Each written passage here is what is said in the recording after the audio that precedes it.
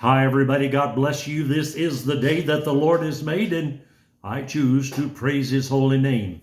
It's a little chilly in Arizona today, but the sun is out, so there's hope. I want to share with you today, very important, about pastors. What kind of a pastor do you want? And if you're a pastor, what kind of a congregation do you want? Well, I say that we need praying pastors. We need praying congregations. The Bible says that we need to pray one for another. We need to pray for our pastors, and our pastors need to pray for the people.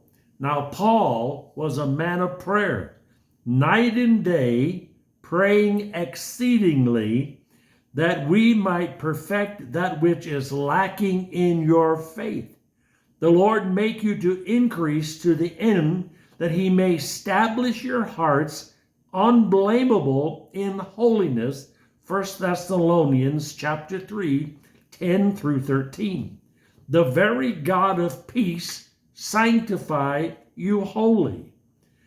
We as pastors need to have a prayer list and to pray for each member that goes to our churches. It's that important. I think if you have 200 people in your church, I think you can do that by yourself. But if you have 3 or 4 or 500, you need to have the intercessors to take that list and to pray for each person personally. Ramona and I have a prayer list. One of the things that I wish I would have done when I was a pastor in my younger years is to make a list of every person that went to our church and to pray for them.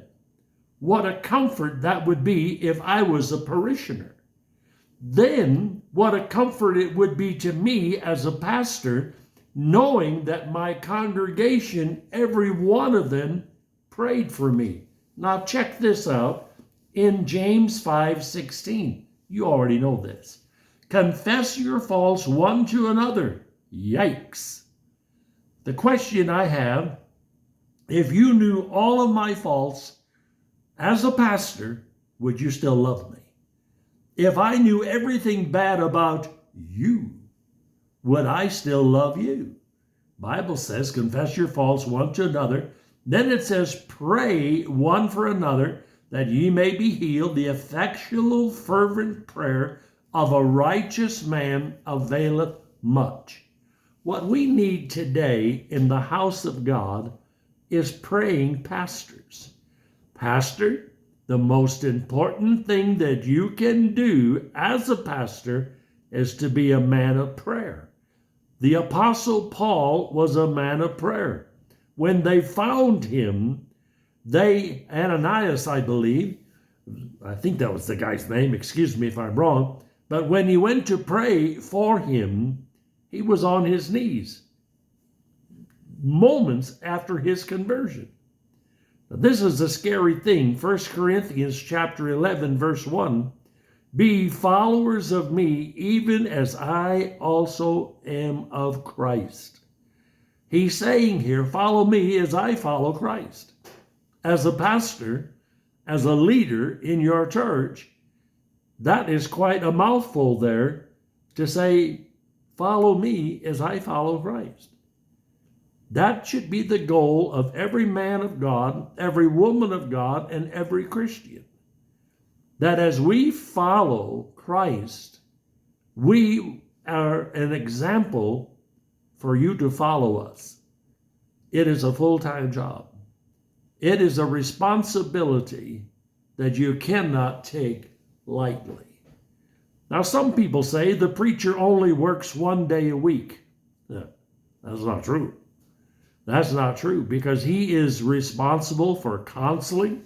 He is responsible for going to the hospital. He's responsible for Christian counseling, and the list goes on.